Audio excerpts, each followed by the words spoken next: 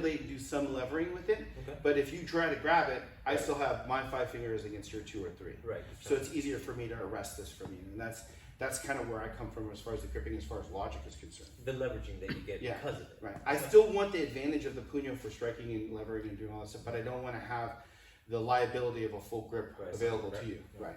On the other But hand, you're much stronger than me, so I don't think that's gonna matter. well, I mean, there is that, Right. being physically fit. I mean, so my physical fitness is about me going to the first Filipino Martial Arts Hall of Fame in like 2012 or something like that in Manila, and getting my father recognized, right? And then you can have that back. Yeah, sure. That was a little awkward. That was Long kind of a pause. long time. I was wondering if you were gonna say something about it. So, but I'm standing at the Lapu-Lapu statue, and I'm looking at him going, well, this is the model of what we should be trying to achieve as far as physique is concerned. So that's what I try to maintain. Really? Right. Why are all the Filipino masters? I can't speak for them. Can't speak for them. Right? So I can't speak for them. Hey Rick, shut up. So Serrata. Right. So if you strike, right? Okay. I mean, hit me here. Yeah, that's fine. Good. Just there. Good. Right. Do it again. Good. Now I want you to actually hit me. That's why I put my actually touch. Come on. Okay. Right? Because I'm not going to be able to effectively learn how to defend against something that isn't going to touch me. So I want you to have the intention to touch me. Okay. And I want to, if I make a mistake, I should get hit. And everybody makes mistakes. In a real fighting art, the teacher will lose on occasion. It's kind of scary to think of me hitting you though, because it's you. Okay. So I'm Sorry. do my best. So you hit, Right. and I block here, right? Now when I block, in Serrata, I might still strike. So if it's my Uncle Jimmy, I'll do it this way. So you see I step back. Mm-hmm. And if it's my dad, it's this way and I move in, right? So as far as structure is concerned, how I keep, what you asked me, how I keep what my dad taught, I use the right geometry. I'm moving shoulder to shoulder, so I don't move to your center, Okay. right? That's a strong Right, one, yeah. right, because my musculature is designed to focus power in this way. If I move here, I move my off the center. Now I'm using the small muscles of my arms, my shoulders, my rotator cuff to stop your blow. It's probably not going to work so well for me, right? Okay. So I go here, then I can use my biceps, my triceps, my pec, my lat, my rhomboids, all of that stuff in order to stop. So Right, as far yeah, as physics, structure, yeah. that's the physiology element, right? Like I need to understand that so that I'm not using like, you'll see this is a block. This has no geometric physical advantage. Okay. There is this perpendicular surface that against the line that might stop it, but now I'm betting that my grip is stronger than your swing. Right, depending on how hard I'm Right. So I want push and then let off real fast. So I'm not leaning into you. Right. And I also, you can tell I didn't tense up either. No. So what I did is I set my skeleton against your line. Huh. Right? And then eventually what we do is we get this here, right? So this is the one, right? So strike again, and I block it and bring this here, and this is the hit that we practice on. Now I know your arm's not gonna be there. Right. But my dad wanted us to touch, touch, touch. I'm supposed to hit here, right? And then some other targets, right? But who wants to get practice on the face? Right? Nobody does. So we hit here to teach the people to actually practice to hit. Don't practice to miss, practice to hit. Okay, so Right. it's just the idea that you need to make that contact, that target's going to change or not even be there. It'd be like if I'm good at firearms as long as I'm using the laser targeting little shell thing from here and like, click, click, click, right? As opposed to actually shooting paper or shooting steel or doing some of the other things or even doing simunitions, right? You have to escalate your training. Right. Same thing in martial arts and old martial arts because that's still a martial art. Okay. So the other piece of this, right? As I stop this here and I come through here is I want this slope here, if I can, to be as shallow as possible, right? Okay. So this is good. Uh-huh. This is good. This is not good because now it's the top of my arms that here the upper delta's trying to struggle against your downward stroke. So you either want to be even to it or slightly below it. Ideally, like Okay. see if I can do that with my leg today. Okay. Trick, right? This is the old Serrata way. Right. To be this way, right? And we bring this here.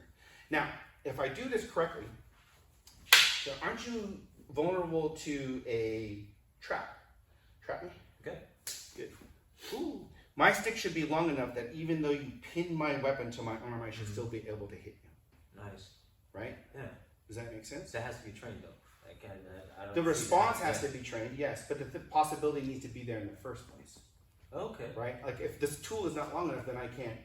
All right? So And we're then reaching. also, like we're practicing here, so start again. Are we still on camera? Yep. So we move back a little bit. Yeah. From here, this is more like the way that my Uncle Jimmy does it. So strike. I should be able to do my serrata here. Ooh. See how close we are? Oh yeah. Now, it's not safe to practice in the beginning this way because we're too close. I might get you in the face and all this other stuff. But I should be able to be here. In fact, I should be able to do the counter here. If you hit tight and I block tight. And hitting tight for you means not this. Yeah, you need to draw this closer to your body. But I won't be able to catch your hand anymore. Oh no. Right? But that's okay as long as I do this. Now, this makes more sense now. Now this is very similar to, now we start seeing the sectoring that you see in Valentois. Right. Because they're supposed to be cousin arms, right? Anyways, so I come through here like this and I'm still in tight right here. Right. And you go to trap me. Doesn't matter. Right? Right. Because I mean, that doesn't even feel like a trap at this, because that rotation of your hip. Well, and that's the thing. That's the easiest way to negate a trap Yeah. hard, is I just step out. That's the easiest way to deal with it. The other easiest way is I go like this and I just, right? Now Where's my structure I'm flanked by this tool, but that's Right. not what we're dealing with right now. We're talking about this trap. Right. I still can hit you.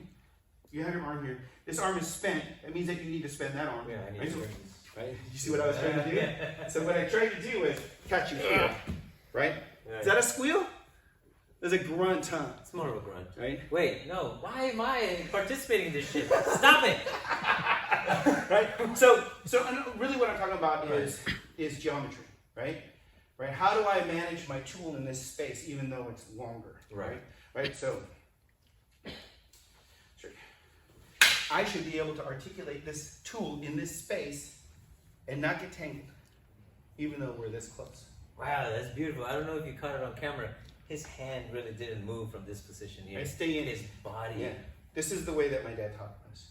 And so eventually I teach my students to be that tight depending upon their skill set. But you start here. Right. The thing is that if I demonstrate this way, you can see this. It's really hard for the uneducated or the uninitiated to start to see the nuance in this.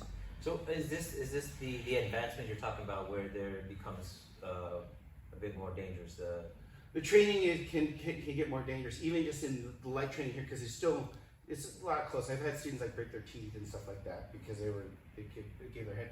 Like Patrick was here and you watch, he took a shot in the eye about 4 or 5 months ago because he was leaning in on something. Right. And let me borrow this back, right? I have a way of turning my techniques this way sometimes. Right. So he was here. And I caught him something like this. I think it was from a different line. Uh-huh. But because he had leaned in, I ended up getting him in the eye. Because I like eye rakes a lot.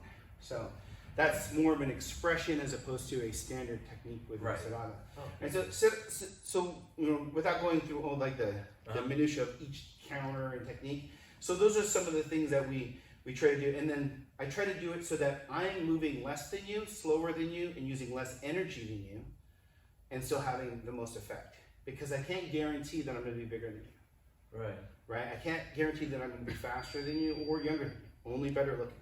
Right? Some might argue against it. Yeah, some might, right? Mostly me. So the technique has to be the thing that I'm relying on and not my youth or my speed or my power. So I'm trying to find the right geometry, the right physics to make the counter work. Because Mono Ninja was like this tall. Yeah. Right? So I have to acknowledge that I'm bigger and I need to not teach a big man's art. Because not all my students are my size. Right. Some of them are taller and bigger than me, some of them are shorter. And the art should accommodate all the practitioners, which is why, like we were talking earlier, there needs to be a standard that we start from and then you tailor the art to the person. Right? So that's part of how we maintain the tradition that my father taught. And how do you develop then with the students the mechanics that go along to make the technique work for you? So that's more of an advancement kind of thing that I've done. Okay. So you're familiar with an abanico movement? Like. Yeah, just fanning. Okay. Yeah, right. So like if you hit me with the 1, right here, 2, right here, right, 3 here, right, 4 here. So I need to teach catches first, okay, right? Because catches is like treading the water, right? As long as I can catch the blow, whether I hit back or not, I at least survive that blow, right? This gives the student, and it's more about repetition than it is about the dogma of each of the techniques, and it's a faster way for me to introduce the technology. Okay. Right? So that way when we get to the point where we need to start fine-tuning it, we can do the next thing, which I'll reveal in a second, but we start with that. So I'm going to catch with my hand, right? And I'm going to do this without footwork, by the way. So you come through here in this way, and I'm gonna catch with my hand. I'm trying to catch here, right? Okay. And then here, right? And then over here, right? So now the way that you're articulating is more of a lashing strike. Okay. So you're not doing a power blow, right? So you're not trying to drive your shoulder through the strike. Most of this is wrist and elbow. Would Right. you agree that Yes. your articulation is that way? So I don't need to block it the same way. Now, if you're trying to, how would you strike differently? I wonder if you were trying to put your body behind that blow, right? How would you strike differently? Oh yeah, then absolutely. Right, Good. right. So now my geometry is much more important, right? Before I can kind of just do this because of the way that you're striking. Doesn't mean that the other strike was wrong. It's just a different style, right? There's a difference between me trying to go like this and me trying to do this. Right. This still hurts you, and then some styles this is like the way that they strike, right? And that doesn't mean it's wrong. It's just that's their style. But and other styles goes, but this one's slower. My recovery takes longer, so I don't have the same rate of fire. Right. And so my style, serrada, right, or largamana, or whatever it is I'm using, has to accommodate both styles of hitting. Because you're defending against it, not so much. Well, so the nice system of scream is largamana, serrada, cadena mano, sinomai, de cordis, and espadadaga, right? Yeah. So we use at the advanced levels, okay, I'm going to see you use your serrada against the cordis. I'm going to see you use your serrada against sinomai. I'm going to see your serrada use that against the largamana. Use it against cadena de mano. What the guy has a knife and you have a sword. Can the guy with the knife win? Yeah. Right? Can the guy with the sword win? Yes. Right? And so we ask that question, and that takes us away from, just training against our own style, because we're using styles within the system since we teach them in entirety Right. against each other. Dude, that's genius. That question alone just kind of pops so many ideas in your head as to, oh wow, what are the possibilities in that situation? So what we do is from third, so there are 5 student levels, right? First, second are basic student, third is advanced student. Once you get to third, from third to fourth, it's style integration. We want to see you be able to move from style to style, and for us to be able to like, okay, that was a largamano technique. You moved it differently, because in a lot of Filipino martial arts is a digression, right? Like if you go like this and you strike me, I'll learn this technique, right? Right, and then I will take a knife here, and you do the same thing, right? And I do the technique this way, right? And then I'll do it with 2 sticks right here, right? Right, and we'll come through here like this and come through here like this. But it's generally the same technique, and you see this in a lot of systems where the movement is generally the same, right? Just to be thorough, right? Right? Put them through here like this and here, right? And they'll do that whole thing, and they'll try to show you hands translation, knife translation, double stick. That's one way of teaching. Right. So you see this in Dos Surprise, you see this in my Uncle Dan's System 2, they do that too, the Nasano material. They'll do some of that as well. The 9 is separate. So, you strike, that's serrada. I move in, right? You strike, that's the cordis. I move away, right? You strike, this is largamana. I move out. Right? Accuracy, folks. Right? Yeah. You strike, this is cadena. I move into your center. So they represent vastly different movement models and tactical answers to the same problem. That's the nice system of the screen. So how do you fight against someone who tries to be elusive and out on the edge? How do you... Sorry, bag of tricks all over the place. Right? All right. So you're striking here. This is to the wall, right? Yes. I'm going to stay at this range here. Sorry, I'm giving the camera my back will be on the other side. So from here like this here, right? But I'm going to circle, and the reason why I'm circling is not for anything other than if you want to hit me, what do you have to do? I have to readjust. Turn. Yeah. So I'm controlling your movement and the strike that you can do. Yes, now it's here. It's going to be really hard for you to do a backhand. Yeah. You could. Right. So Sinawali's strategy is to circle to dictate your stroke and your stance. Even though it's tadas, double, Sinawali, all that stuff, it's tactic for fighting. It's the movement that goes along with it. So what does the serrada technique look like using Sinawali movement and tactic? Even though the movement's the same, but the tactic is different. So this is the question that we ask for our advanced students. Then we go, okay, good, you can integrate the styles. From 4th to 5th, which is graduate student for us, right? You're not even a guru yet. It takes 8 to 10 years to get there, right? We ask the question, can you make serrada beat all the other styles in the system? Can you make Sinawali beat all the other styles in the system? Cadena, Largamano, so on and so forth. If that person is only using the one style, how does your style that you're assigned to use, can you be successful? You don't have to win everything. We just want you to understand it. And the reason why that comes from, it addresses the issue of like, you don't get people to fight your way. Right. That gives us enough variation so that the student can extrapolate against other styles. So everything is just a variation of the variations themselves that you're already accustomed to deal with. Yeah, I mean, you have enough variety. So like when I was teaching at Stanford University, one of my top students, Dr. Matt Demers, we were talking about motor muscle development, the ability to condition people's responses and how that works. And so one of the things that we talked about is if a motor skill is being fired this way, right? Say it's a punch, or maybe it's just a catch. I'm trying to block, I'm trying to block, I'm trying to block. And if we create occasional variation, and then we go back to this one, this muscle memory, it's not actual muscle memory, but that's what everyone, dendritic cabling, right? So if this comes here and then you can adjust to that, your student will be adaptable even though they're using this as the mainstay for the motor skill, right? The somasensory array can readjust the body so that you can adapt to variation in strike or variation in origin, right? Does that make sense? The idea of swinging a bat against the baseball comes to mind. Yeah, it's the same idea. Same motor skill, but it's adjusted depending on where the ball is. But you start with a regular pitch. And you start with the regular pitch, and until they get good with the regular pitch, you don't give them the slider, you don't give them the fastball, you don't give them the curve, because they need to get that, and then eventually they'll be able to extrapolate, right? That's the kind of idea. And the way that we demonstrate that is, right, or the way that we illustrate that, moving away from the different styles and all that stuff is, so can you do that block that I was doing? Can you do this block, sir? Right. Should be relatively familiar movement to you, Yeah, I think right? So this is our angle one. Good.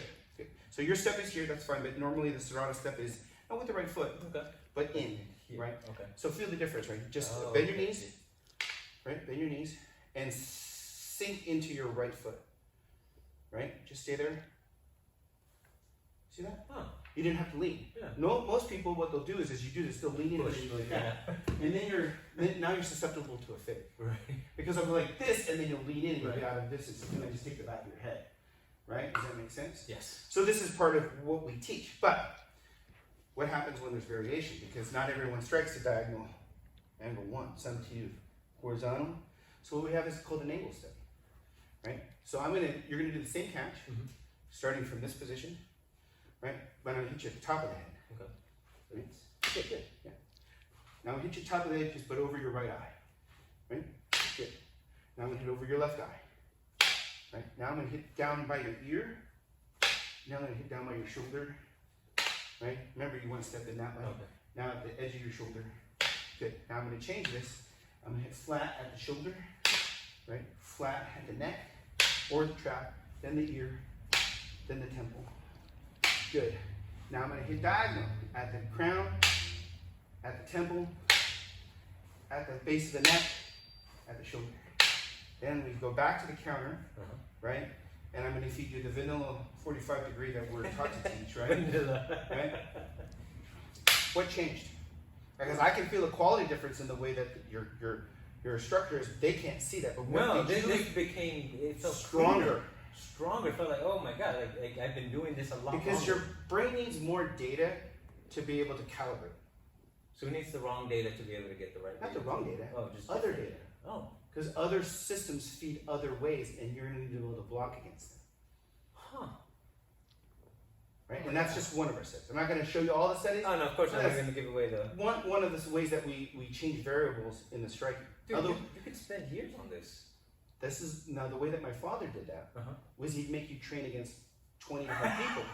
And they'd all feed different, and then you'd eventually figure it out. But sometimes we don't have the luxury. Right. So my advancement was, well, I'm going to simulate the variation with an individual so that they can have a better chance of extrapolating before they have that experience. Wow. So that's how I maintain the tradition that my father taught, but advance it at the same time without bastardizing the system. I don't have to water down the system. I just have to have a much more logical approach to the same problem. Holy crap. Dude, Rick. Good.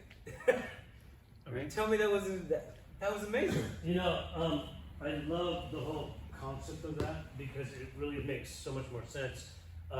When we teach our stuff, it a little bit like that, but not to that extent. I mean, no, this degree we is... take this to a different level. Yeah. But the idea is that you have to let the students play with all the other students all the time. You do. You But there's never- not enough students usually. Exactly. So you can't just keep pairing the same people. You got to make, bounce them around. And that's exactly what you're doing in the sense that we'll give it delivered differently every time. And then you figure out what is your sweet spot of where you always need to be for your own physicality, Right. not anybody else's. Right. Because like I said, we teach the individual rather than the school. Mm-hmm. And, You and don't that's, mind if we use this in No. our teaching because this yeah, because it makes it so much more practical. yes. Like you're saying, nobody gets hurt because you're saying with the one guy, you don't have to go, come on, everybody in there, because students are students. So like the other thing that you see with people that go hardcore, they go real full power. If you look at the geometry, they're never close enough to actually hit each other. Right. So now you're training the student to block something that won't even touch them. Yeah, The and that's the response other- should yeah. be That's the other response problem, should be that if you swing at me, and I've done this to people before, if you swing it at me and you can't hit me, I'm just gonna hit you. Right. I'm not gonna block. If I know that you can't hit me, Right. I'm just gonna hit you. Right. Because I shouldn't be responding, because now I create a liability by extending my arm away from my torso. Yeah, Right. and the way we do that, we always say, like even when we're doing our 1 and 11s, right? We say, don't try to hit my stick, hit my face. Mm-hmm. That should be That should be in your mind. That should be your mindset. I'm trying to hit his face, not his Yeah, stick. make students play at this. Yeah, but I tell my students it's okay if you only want to hit my stick. With me, you can make all the mistakes you want all the time. Right, yeah. I'll be okay with that. Yeah. Right. No, that's So awesome. he's always watching out. Dude, that's that beautiful. is- I had Would you like to be? I'll indulge you with one more study. Sure. Let's do that. Okay. okay. Let me get out of the way. Same catch, Okay. right? So do the catch first. All right. So, Yeah. no, oh, you can do the sweep. That's Okay. Do it again. Do it again. Same one. I wouldn't do it that way. I'd start Right. from this side, but that's up to you. Oh, you're gonna do the cross now? All right. Whichever one you want to do. I don't This is really the one that we Okay. played. You feel good with that one? Yeah. All right. I want you to put the stick in your hand this way. Now do it. Oh. Ouch. Continue. Oh. Right? Now what I want you to do is I want you to hold the stick in this hand. Now you're gonna have to transfer it to that hand before you do the catch. And I mean that hand has to empty, right? So that you can do the catch. Right? Right. You have to go like this, this, and this, right? Good. Right? Now what I want you to do is I want you to take your stick and put it in your left armpit and hold it here. Now you're gonna have to grab it and then catch, right? Good. Right? Now, that's not so.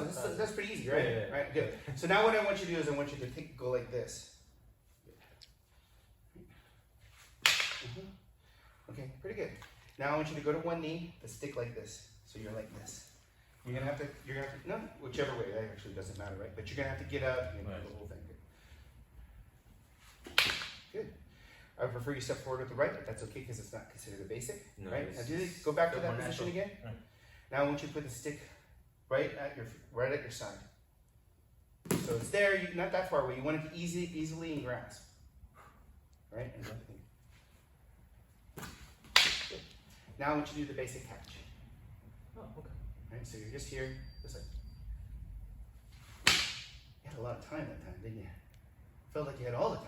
Yeah, even if I was like, hey, you're not doing your feet right, you gotta sink into it. But you had more time. To actually think of all the things I Right. need to do. So it's difficult to teach people timing. You can't actually teach people timing, that's an attribute. A good fighter has knowledge of martial arts, skill using or practicing that knowledge, exercising knowledge, experience actually using it, the attributes to support that knowledge, and the psychology to use that knowledge.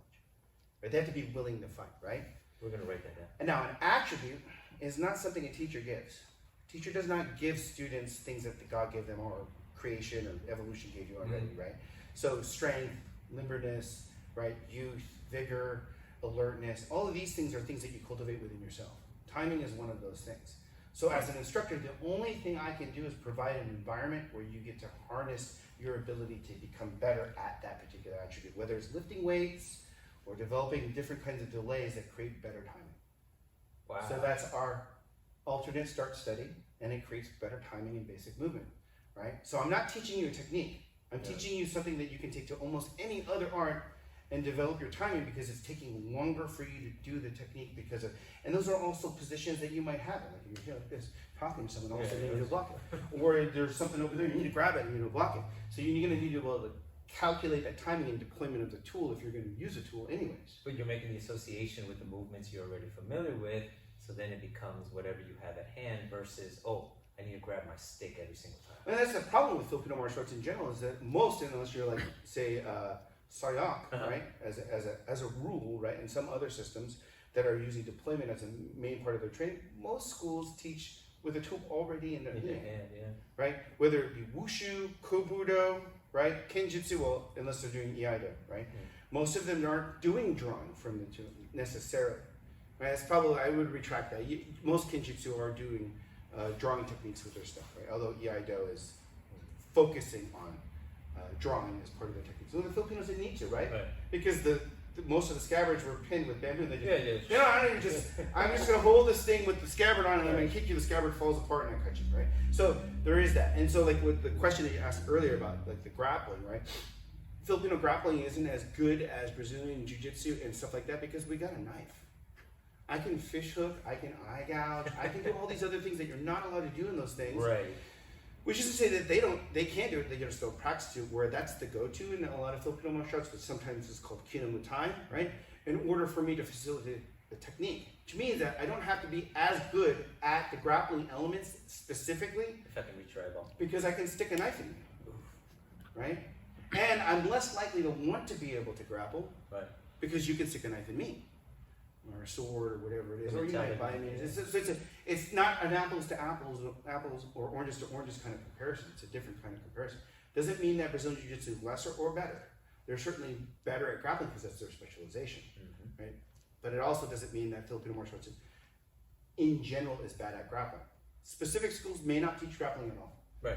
But it used to be that Dumag was part of every Filipino martial art. Really? Right? Used to be. You know, all the locking that we see in the Stockton stuff, especially from the Cabal, Sormento, Hiron, most of that stuff comes from Angel, not Max. Right? He was known for the joint locking. Right? So you see a lot of techniques of him doing the joint locking. Doesn't mean that Mono Max didn't do it. It's just that Mono Angel, that was a thing for him. Right? Dude, I love this guy. Man, you're a well of knowledge, both in history, both in science, the history stuff physics. Got me the best because you really, if you don't know the history of Filipino martial arts, you don't really know Filipino martial arts.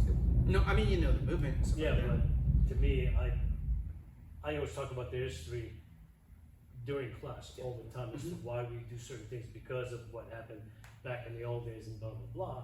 So to me, that's always an essential piece of Filipino martial arts because once you understand that, when people find out that the 45 was created because of Filipinos, they're like, what? Well, the 45 is semi-auto. Yeah, right. Because the 45 revolver was used against the now we call Native Americans, right? But the 45 1911 and all that stuff as it becoming not created but becoming a mainstay in the U.S. military is because of specifically Kurumentado. So tourniquets. But because you understood that history, then you understand why we do what we do and where the mentality of most Filipino martial artists comes from. And that's why we're considered like, yeah, these guys are kind of evil. Our guerrilla warfare is like, well, I mean, because there is jungle. Necessary. There was only asymmetrical warfare in the Philippines. Yeah. I mean, you have en masse combat in history, right? But because of the terrain, there's a lot of asymmetrical combative behavior or tactics or whatever. No, you have to adapt, right? Yeah. Well, folks, this dude, we're gonna. So awesome. We've taken enough of this young man's time. Oh yes, man, thank you so much for having us here. This was a lot better than I even expected to ever be because I was like, wow, this is gonna be kind of cool. And then to hear the stuff here, I'm like, and we didn't really get too much into techniques, but I gave you a couple. No, this is wonderful because this is the stuff that a lot of people don't talk about, don't explore. They'll show you the moves, they'll show you the techniques, and we've seen all that. But you don't the explanation, the why, that's the stuff that him and I love. I would argue that a lot of instructors may not know it. It's not that they're covered. It's not considered or anything like that. It's just it's not any disparagement on those particular practitioners. It's just it's a mentality. Yep. You know, it's difficult to innovate while still being respectful to your teachers. Right. And I think you pulled it off pretty well. Thank you very much. Well, I try. And that's what I enjoy about this is because we're the Bladed Mind is not an actual system. We're a teaching methodology on how to learn better and how to think of what you're being taught in a more efficient and scientific way. So when we hear this, the whys of it all, to us, this is a dream, because we never get this from. If you watch any of our shows, they just say, "Oh, here's the da da da," and we're like, "Okay, those are cool and fun to watch, and our viewers love them." But for he and I to hear the whys, Oh yeah, this is all for us. We're this is geeking us. out for us. Yeah, Like I don't know so this how what, it play out, what you but- showed was more than it was like, yes, somebody who actually speaks our language. Folks, this is Calling Conversation with me, Rick, And me, Naeem. and our very Jason. special guest, Jason, and I. No. Just Oh, Jason. Jason. Just Jason. We won't Just get to Thank you so much. Thank You you, guys. ready? Thank you so much. And in 3, 2, 1, cut!